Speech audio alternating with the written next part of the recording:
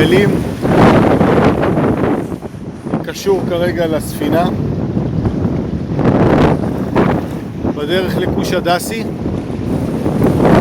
צמצום שני. לוחות של 20, קשר עם מכות של 24. נראות יפה.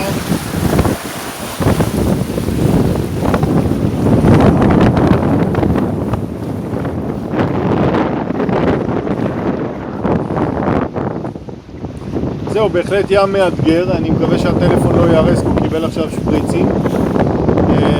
יום שישי בערב, בדרך לכוש הדסי.